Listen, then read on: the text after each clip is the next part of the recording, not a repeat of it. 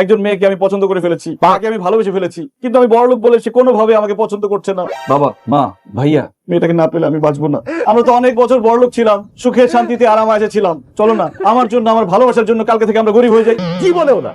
ফালতু কথা বলার জায়গা পাস না। আমি সারা জীবন কষ্ট করে ব্যবসা বাণিজ্য করে টাকা পয়সা গাড়ি বাড়ি করেছি, এই বয়সে সেগুলো আমি উপভোগ করবো, আর তোর ভালোবাসার জন্য আমি এগুলো সব বিসর্জন দিয়ে রাস্তায় নেমে যাই না? ফালতু কথা কোথাকার, আর জীবনে কোনোদিন এইসব ফালতু কথা আমার সাথে বলবি না। ভাইয়া, তোমার তো বয়স কম, শরীরের শক্তিও বেশি। চলো না, কালকে থেকে দুই ভাই মিলে গরিব হয়ে যাই। কালকে থেকে দুই ভাই মিলে ভ্যান অথবা রিক্সা চালাবো। কখনো না।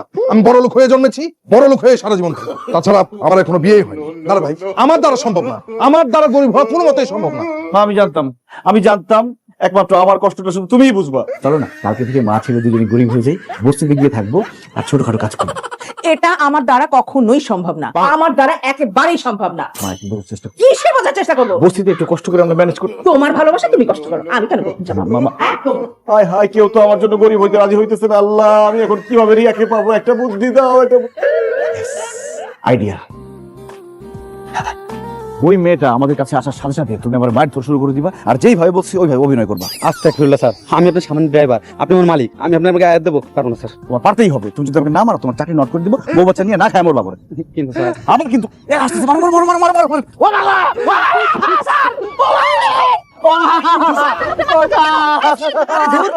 কি অ্যাকশন নিব? এখানে কি করতেছেন?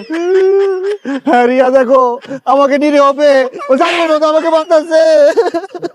আপনি ওনাকে মারতেছেন? আপনি ওনাকে চিনেন? উনি তো বড় লোকের ছেলে। কিসের বড় লোকের ছেলে? ও তো একটা ড্রাইভার। উনি ড্রাইভার? সে আমার গ্যারেজের গাড়ি চালায়, আমার গ্যারেজে একজন গাড়ি ছাড়তে দেয়, আর সে ওই গাড়িগুলো নিয়ে বাইরে ফুটনি দেখায়। গরিবের ঘরে জন্ম নিয়ে ও বড় লোক সাথে, ও একটা মেয়ের পটানোর জন্য সব করে। বলো আমি কি করবো? ওরে মেয়েকে আর ভাই ভাই ভাই, আপনি মারেন না, প্লিজ মারেন না, আমি দেখতেছি ব্যাপারটা, আপনি প্লিজ যা।